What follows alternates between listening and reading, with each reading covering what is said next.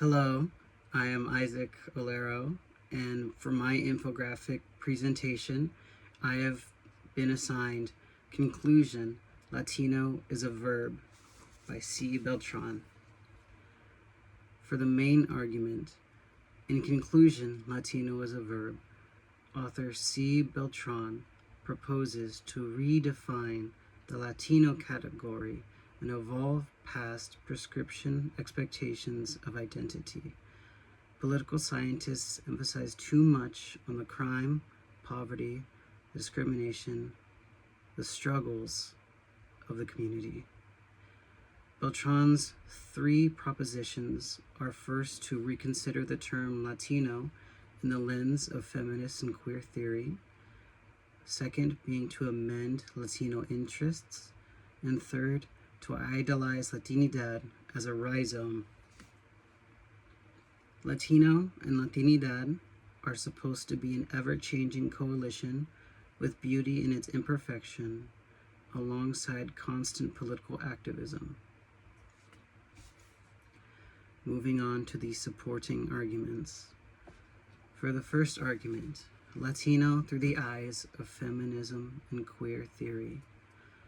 During the 1960s and the 1970s, there were the ideals of unity. By the 1980s and the 1990s, there was a debate on what the term women meant as a whole. Women of color, women in the working class, and those who identified as lesbian found the concept of feminism to be disruptive and oppressive. Feminism soon focused on redefining itself and continues to do so today.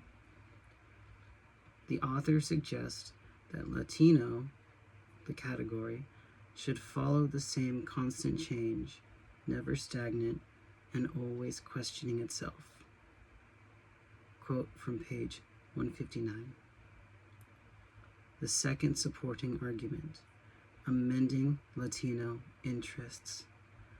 Beltran wishes to deviate from Latino interests as a means of representation, but instead political activism itself.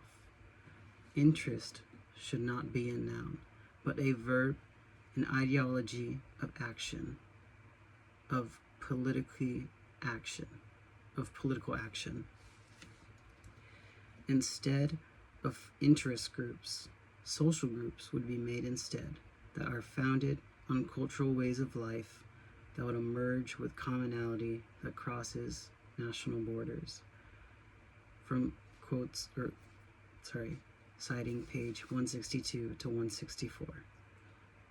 The third supporting argument would be to conceptualize Latinidad as a rhizome.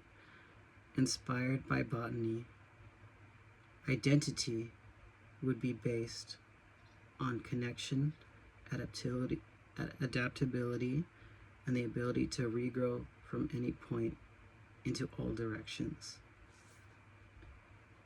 Rhizomes, in the botanical definition, are roots or stems that are always regrowing from multiple different entryways and can be rebuilt.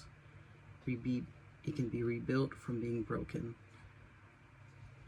And the author has decided to turn the rhizome from the botanical sense into more of a political definition. Moving on to the key terms. The first is Latinidad as a whole. The author, from page 165, cites it as a site of contested and constitutive political activity as, quote, fragile but no mere illusion, end quote. Next up is, from page 167, the political term for rhizomatic. It is a practice of identity capable of proliferating in unexpected places. For the third term, identities. From page 169, a mixture of faith, doctrine, and sensibility. Moving on to understanding and application. For the first quote from Su casa es nuestra casa, from page 519.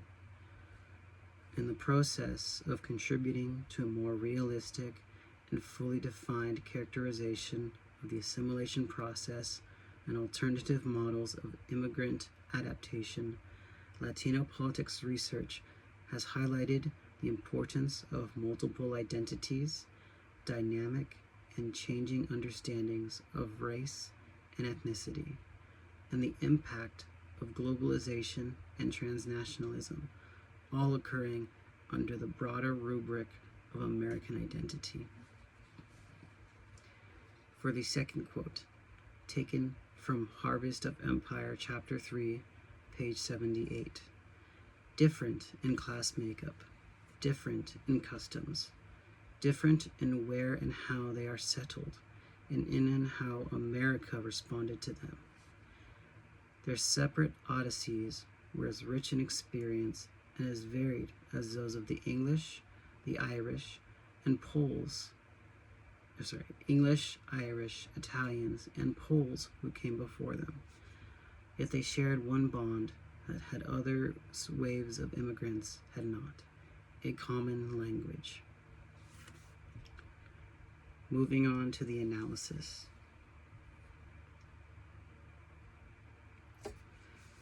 I would agree with the author's proposition to redefine Latino politics in more action rather than solely representation.